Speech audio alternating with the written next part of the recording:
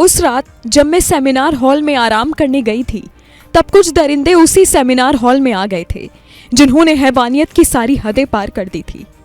अचानक से आकर उन्होंने मुझे पकड़ा और मेरा मुंह दबा दिया। मैंने जान बचाने के लिए हाथ पैर चलाए तो उसने कसकर मेरे हाथ पैर पर वार किए। सेमिनार हॉल में अंधेरा था, इसलिए मैं ज्यादा देख नहीं पाई, लेकिन मुझे एहसास था कि वहां पर एक से ज्यादा लोग हैं। मैं अपने आप को बचाने के लिए भागी, तभी उसने मुझे दीवार की तरफ धक्का दिया और मेरा सिर दीवार से जा भिड़ा।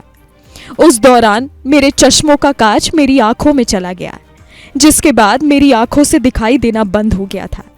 फिर भी मैंने भागने की कोशिश की, लेकिन उन दरिंदों ने मेरे पैर, कमर और कंधे को जोर से पकड़कर घसीटा।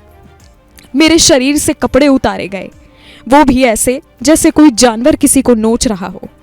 उन दरिंदों ने हैवानियत की सारी हदें पार कर दी थी। फिर मेरे साथ वो हुआ जो शायद कोई सपने में भी नहीं सोच सकता। माँ, जब तक मेरे अंदर जान थी तब तक मैं लड़ी, भागने की कोशिश की, लेकिन उस रात उन लोगों ने वहशीपन की सारी हदें पार कर दी थी। एक एक कर उन सब ने मेरे साथ जानवर से भी बदतर सलूक किया।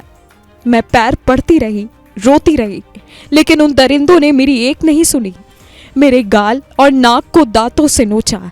मेरी आंखों से, मुंह से खून बह रहा था, लेकिन वो दरिंदे रुके नहीं। उन्होंने तब तक अपनी हैवानियत जारी रखी जब तक मेरी जान नहीं चली गई। जब इतना करके भी उनका मन नहीं भरा, तब उन्होंने मेरे दोनों पैरों को मोड़ दिया। मेरी जांघ और पेट के बीच की हड्डियां टूट गई थी। कमर की हड्डियों से तेज आवाज आई और मैं बेहोश हो चुकी थी, लेकिन मुझे एहसास था कि मेरे साथ क्या हो रहा है। उन लोगों ने मुझे वहां बिना कपड़ों के उसी हालत में छोड़ दिया। मैं आखिरी दम तक लड़ती रही माँ। मैं जीना चाहती थी।